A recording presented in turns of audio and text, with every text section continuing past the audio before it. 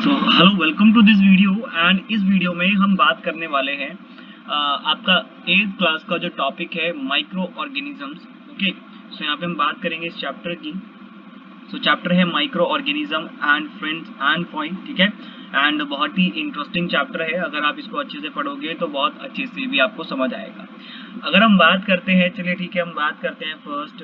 तो यहाँ पे जो माइक्रो ऑर्गेनिजम्स हैं वो होते क्या है, तो देखिए सिंपल वर्ड्स में अगर कहा जाए जो माइक्रो ऑर्गेनिजम्स होते हैं, देखिए वो देखो सिंपली कि वो अदर लिविंग थिंग्स जिनको हम नॉर्मल आइज से नहीं देख सकते हैं उन्हें माइक्रो ऑर्गेनिजम्स कहा जाता है। मतलब इसका मतलब क्या हुआ कि मतलब कि वो कोई भी लिविंग थिंग, देखो जो माइक्रो ऑर्गेनिजम्स है ना वो भी लिविंग कैटेगरी में आते हैं, ठीक है। तो इनको हम आसानी से ऑब्जर्व नहीं कर सकते।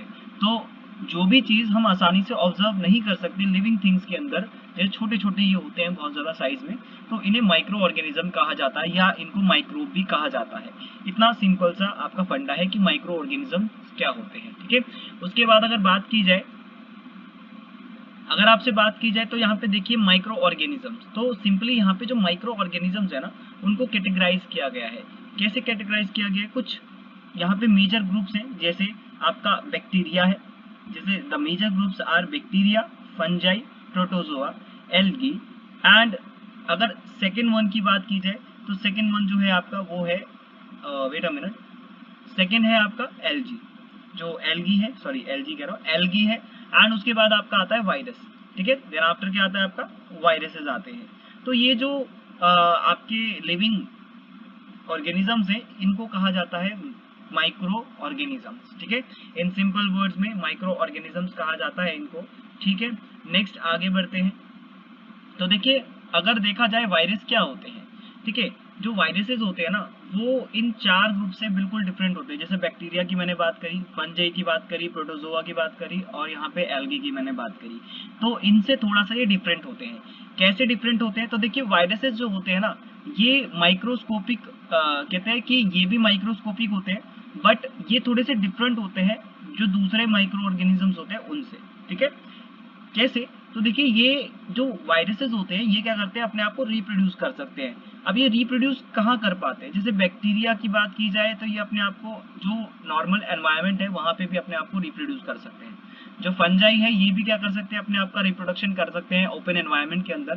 प्रोटोजोआ ऑल्सो, ठीक है, ये भी कर सकते हैं। और आपने ये जो एल्गी है इसका एग्जांपल आपने देखा ही होगा, जो शैवाल होती है सिंपल वर्ड्स में, लाइक जब बारिश होती है तो जो आपके आसपास के जो पार्क्स होते हैं, जो आपके आसपास का जो इकोसिस्टम होता है वहाँ पे आपको एक ग्रीन ग्रीन जो लेयरिंग होती है वो देखने को मिलती है, ठीक है। तो देखिए वायरसेस में क्या होता है, जो वायरसेस होते हैं बेसिकली ये वायरस क्या करते हैं, ये ओपन एनवायरनमेंट के अंदर, जो आपका ओपन एनवायरनमेंट है, जो ओपन एनवायरनमेंट होता है उस ओपन एनवायरनमेंट में ये अपने आप को रिप्रोड्यूस नहीं कर पाते। मतलब कैसे रिप्रोडक्शन करते हैं ये अपना, तो देखिए इनका जो रिप्रोडक्शन है या अपने आप को ये क्या करते हैं, मल्टीप्लाई करते हैं। ये मल्टीप्लाई कैसे करते हैं, इसका आंसर यहाँ पे देखिए, ये जो मल्टीप्लिकेशन करते हैं ना ये करते हैं होस्ट ऑर्गेनिज्म के बॉडी के अंदर। अब सर होस्ट ऑर्गेनिज्म बॉडी होती क्या है, तो देखिए सिंपली आपका एक शरीर है, आपको बुखार होता है, तो देखिए वो जो बुखार होता है ना वो इन बैक्टीरिया या वायरसेस की वजह से होता है। तो हमने वहां पे बात करी कि बैक्टीरिया क्या करते हैं, वो तो ओपन एनवायरनमेंट में अपने आप को क्या कर पाते हैं, रिप्रोड्यूस कर पाते हैं। लेकिन जो वायरसेस होते हैं जैसे कि कोरोना वायरस, जैसे कोविड है आपका, ठीक है, जो कोविड है, ये कोविड क्या करता है, ये अपने आप को ओपन एनवायरनमेंट में रिप्रोड्यूस नहीं, मतलब डेवलप नहीं कर सकता। मतलब अपने आप को क्या कर सकता है, खुद ब खुद मल्टीप्लाई नहीं कर सकता। इसको क्या चाहिए, इसको एक होस्ट की जरूरत है। मतलब कि एक ऐसी बॉडी की जरूरत है इसको कि जहां पे ये अपने आप को डेवलप कर सके। तो यहाँ पे ये क्या करता है, जैसे जैसे देखा जाए तो ये क्या करते हैं, जैसे होस्ट की बॉडी में जाते हैं तो वहां पे अपने आप को क्या करते हैं, डेवलप कर लेते हैं, ठीक है। सो यहाँ देखिए, सो यहाँ पे देखा जाए only inside the cell of the host organism, जो मैंने आपको बता दिया, which may be a bacterium, plant, animal. अब देखिए यहाँ पे ये जो वायरस है, वायरस जो है अपना जो होस्ट है वो यहाँ पे एक बैक्टीरियम को भी बना सकता है, प्लांट भी हो सकता है। देखिए प्लांट में भी जो आपकी वायरस वाली डिजीजेज हैं वो भी होती है, एनिमल्स में भी होती है। आपका कोविड 19, इन्फ्लुएंजा, कफ, फ्लू, लाइक ये जो फ्लू जो होता है, फ्लू या फ्लुएंजा दोनों एक ही होता है वैसे तो, ठीक है। तो ये क्या है, ये कॉमन जो बीमारियां हैं जो वायरसेस की वजह से होती है, ठीक है, in simple words. Okay, I think इतना आपको समझ आ गया है, ठीक है। तो देखिए, अगर मैं बात करूं कुछ कॉमन जो वायरसेस से होने वाली जो बीमारियां हैं मैंने आपको बता दी हैं। कोल्ड हो सकता है, इन्फ्लुएंजा जिसे फ्लू भी बोलते हैं, और मोस्टली जो कफ होती है वो यहाँ पे वो भी वायरसेस की वजह से ही फैलती है। और अगर बात की जाए कुछ सीरियस डिजीजेस की, जैसे कि खतरनाक बीमारियां, अब देखो बहुत टाइम हो गया है उन बीमारियों को गए हुए, जैसे कि पोलियो हो गया एंड चिकन पॉक्स हो गया। अगर चिकन पॉक्स की बात की जाए तो इंडिया ने यहाँ पे घोषित किया था कि चिकन पॉक्स जो है 1975 के बाद यहाँ पे पूरी तरह से खत्म हो चुका है इंडिया में से। नॉट श्योर कि इंडिया में से अभी खत्म हुआ है, होता है ये चिकन पॉक्स। तो ये जो चिकन पॉक्स है ये वायरस की वजह से फैलता है, ठीक है। और अगर बात की जाए यहाँ पे जैसे डिजीजेज होती हैं, जैसे कि आपकी डिसेंट्री है और जो मलेरिया जैसी बीमारियां हैं, ये आपका प्रोटोजोआ या प्रोटोजोआस की वजह से फैलती है, ठीक है। और दूसरी तरफ अगर देखा जाए, जैसे कि टाइफाइड हो गया और जो ट्यूबरक्लोसिस जैसी बीमारी है, जैसे टीबी बोलते हैं, ये आपका बैक्टीरियल डिजीज होती है, यानी कि जो बैक्टीरिया से फैलने वाली जो बीमारियां हैं ये वो डिजीजेज होती हैं, ठीक है। इतना आपको समझ आ गया? ओके। अगर आपको ना समझ आए तो आप वीडियो को पॉज करके फिर आप वापस जा सकते हो और वीडियो को अच्छे से समझ सकते हो। जैसे अगर देखो यहाँ पे आपको दिख रहा होगा, ये देख रहे हो आप, ये जो है ना ये बैक्टीरियाज हैं, ये बैक्टीरिया हैं, ये ऐसे दिखते हैं बैक्टीरिया, ठीक है। और अगर एल्गी की बात की जाए, ये देख रहे हो, ये आपका एल्गीज है, ठीक है। ये अमीबा है, ठीक है। अमीबा अमीबा क्या है, एक यूनिसेल्युलर होता है, ठीक है। ये आपका एक सिंगल सेल ऑर्गेनिज्म होता है। और ये है आपका पैरामीशियम, ठीक है।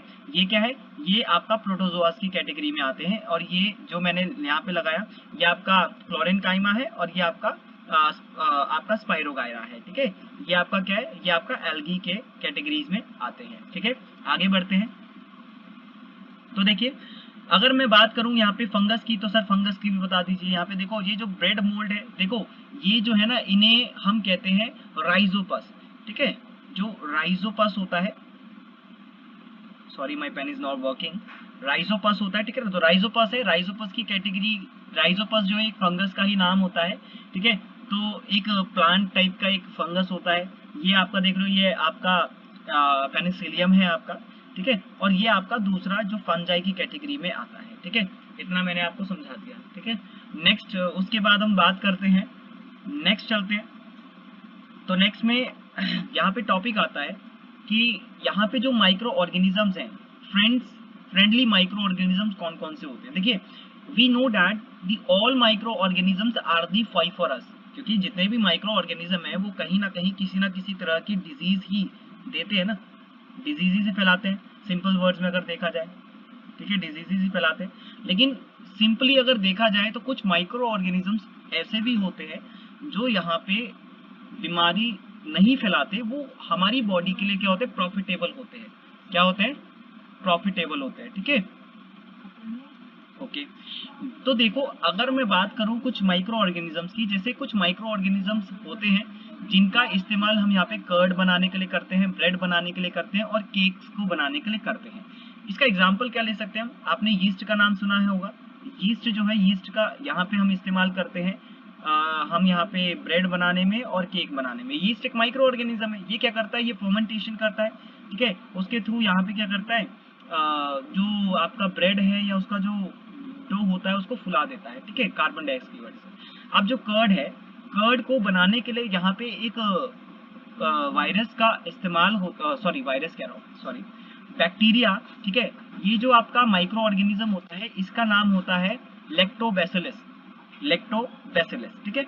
तो यहाँ पे अगर बात की जाए कर्ड यानी दही, तो इस दही को बनाने के लिए यहाँ पे लैक्टोबैसिलस नाम के माइक्रो ऑर्गेनिज्म का इस्तेमाल किया जाता है। अंडरस्टूड, इतना रहना चाहिए आपको, ठीक है। बाद में अगर बात करें तो देखिए, जो माइक्रो ऑर्गेनिजम्स होते हैं, ऑल दी माइक्रो ऑर्गेनिज्म, सारे ही माइक्रो ऑर्गेनिज्म खराब नहीं होते, ठीक है। कुछ माइक्रो ऑर्गेनिजम्स ऐसे होते हैं जिनको सॉइल फर्टिलिटी को इंक्रीज करने के लिए या नाइट्रोजन फिक्सिंग के लिए भी इस्तेमाल में लिया जाता है। जैसे आपका राइजोबियम, राइजोबियम एक माइक्रो ऑर्गेनिज्म है। इस राइजोबियम का इस्तेमाल इसलिए किया जाता है ताकि जो सॉइल है उसकी फर्टिलिटी को इंक्रीज किया जा सके, ठीक है। तो सॉइल फर्टिलिटी को इंक्रीज करने के लिए भी जो माइक्रो ऑर्गेनिज्म है इनका इस्तेमाल किया जाता है। ओके, ठीक है। उसके बाद हम बात करते हैं, ठीक है, where do we live, where do micro organisms lives, ये पहले पढ़ाना था मेरे को थोड़ा, लेकिन कोई बात नहीं, ये आपका हो जाएगा तब भी। तो देखिए जो माइक्रो ऑर्गेनिजम्स है वो रहते कहाँ हैं। तो देखिए अगर बात की जाए जैसे सिंगल सेल्ड माइक्रो ऑर्गेनिजम्स होते हैं जो जैसे कि आपका बैक्टीरिया है, कुछ एल्गी है, प्रोटोजोआ है, ठीक है, और कुछ अगर बात की जाए मल्टी सेलुलर की जैसे कि एल्गी है और फंजाई है, ठीक है, ये सारे के सारे हमारे एनवायरनमेंट में ही पाए जाते हैं, ठीक है, जिस एनवायरनमेंट में हम रहते हैं, ठीक है, आपका ये हर एक एनवायरनमेंट में रह सकते हैं, जैसे कि icy cold climate to hot spring and deserty marshy lands में भी आपके अवेलेबल हो सकते हैं। सो ये आपका अगर देखा जाए एनिमल्स की बॉडी में भी पाए जाते हैं, ठीक है, हमारे बॉडी जो ह्यूमन है ना, ह्यूमन की बॉडी में भी जो कुछ बैक्टीरियाज होते हैं, सम बेनिफिशियल बैक्टीरियाज जो हमारी बॉडी के लिए इंपॉर्टेंट होते हैं, ठीक है, ये क्या करते हैं, ये माइक्रो ऑर्गेनिज्म हमारी बॉडी को हेल्प करते हैं, ठीक है, कुछ चीज़ों को डाइजेस्ट करने में या जो अदर फैक्टर्स होते हैं उनके बिहाफ पे अगर मैं कहूँ तो, ठीक है। So grow on the other and exist freely, और ये क्या करते हैं, ये एग्जिस्ट करते हैं, फ्रीली एग्जिस्ट करते हैं यहाँ पे, इनका कोई हार्म नहीं होता, इनसे कोई हार्म नहीं होता है, ठीक है। सो माइक्रो ऑर्गेनिज्म एंड अस, तो इसके बारे में ऊपर डिस्कस किया कि माइक्रो ऑर्गेनिज्म एंड इनके बारे में जो जानकारी है, मतलब क्या है, ये फ्रेंड है हमारे। तो देखिए यहाँ पे मैंने बताया अभी आपको कि कर्ड जो ब्रेड होती है या जो कर्ड होती है इसको बनाने के लिए किस माइक्रो ऑर्गेनिज्म का इस्तेमाल किया जाता है। तो अगर देखा जाए जो कर्ड है, कर्ड के अंदर एक माइक्रो ऑर्गेनिज्म कंटेन होता है जिसको हम बोलते हैं लैक्टोबैसिलस। लैक्टोबैसिलस क्या करता है, जो कर्ड है उसके फॉर्मेशन को क्या करता है, मदद करता है, ठीक है, जो कर्ड है उसकी जो प्रोसेस होता है उसको करता है, ठीक है, इतनी बात क्लियर है। नेक्स्ट अगर देखा जाए ये क्या करता है, ये अपने आप को ना मिल्क में मल्टीप्लाइड कर देता है। जब ये अपने आप को मल्टीप्लाई करता है तो कर्ड में फर्मेंटेशन करता है एंड उसके बाद जो मिल्क है वो कर्ड में कन्वर्ट हो जाए, यानी कि दही में कन्वर्ट हो जाता है, ठीक है।